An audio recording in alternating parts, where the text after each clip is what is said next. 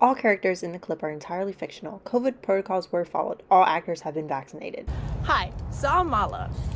Today, my topic is going to be about racial disparities in maternal mortality rates.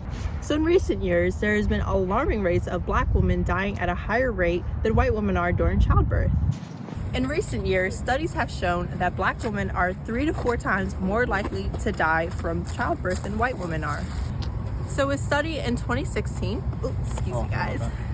in New York City had shown that a college-educated Black woman was more likely to die from complications of childbirth than a white woman who had never graduated from high school. That is extremely alarming because everyone should be treated equally, especially when it comes to medical care. And it's very obvious that a lot of this is very preventative. So for my 3-point plan in closing the gap of racial disparities in maternal mortality rate, I'll be including education, legislation, and hospital initiatives as part of a way to combat this implicit bias, unconscious bias, and inadequate healthcare for Black women, especially during childbirth. Yeah, bro. So what'd you get on the homework from last night? A 55. How about you, man? A 55? Yeah. Did we work on it together? No, I had like 84 at least. Yeah, it was 84. Wait, for real? How? I don't know. Did we work on it together? We had pretty much the same work. It's because you're a teacher's pet. Huh? So, what's that have to do with me getting a better grade? It's an unconscious bias. Unconscious bias are the social stereotypes about certain groups of people that individuals form outside of their own conscious awareness. As we previously saw, we saw a group of medical students talking about a homework grade. 2 of them worked on it together, but 1 got a higher grade.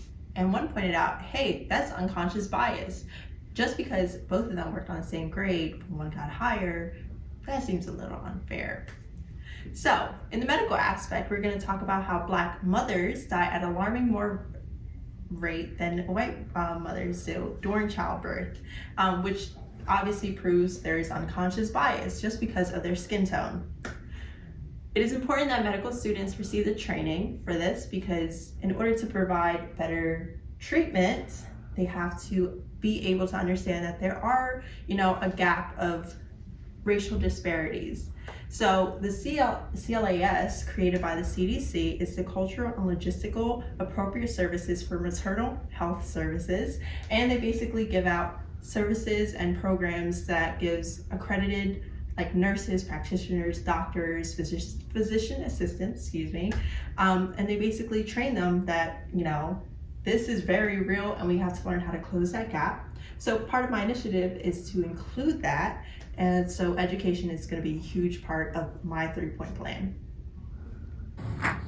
Oh, have you heard about that Momnibus Act? What's that all about? I haven't got a chance to review it yet, but it's supposed to change the Black maternal healthcare world. Really? How so?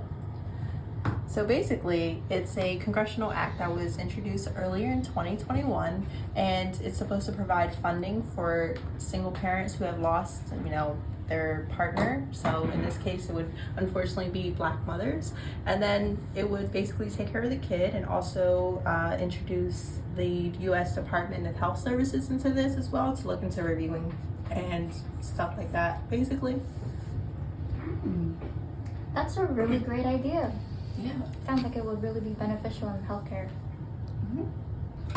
And legislation will be also part of my 3-point plan because even though there's already government funded organizations and review board, this was only introduced earlier in 2021 and also included how COVID has impacted Black maternity mortality rates as well. So I would also include state level review boards and funding for Black maternal health care. All right, ladies and gentlemen, it's come to my attention that in our hospital, the mortality rates of women during childbirth is significantly higher than any other women in any other demographic. That seems to me to be very strange, and I just want to know what we could do to prevent this. Anyone have any clues? Well, I heard in other New Jersey-based hospitals, they've just been making sure that their physicians and doctors are acknowledging implicit bias. Implicit bias? What's that?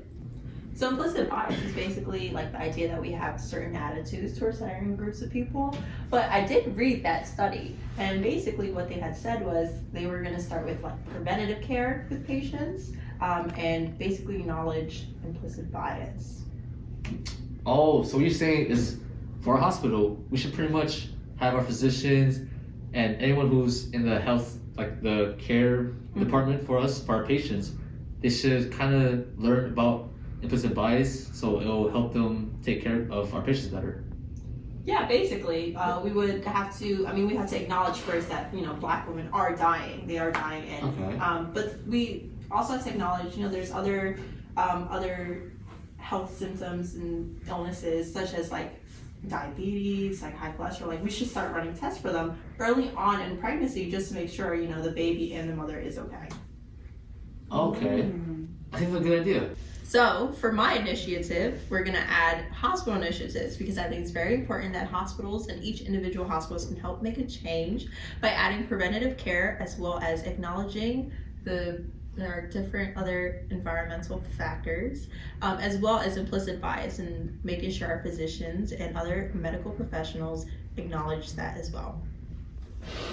All right. That's on the plan. We need to adjourn.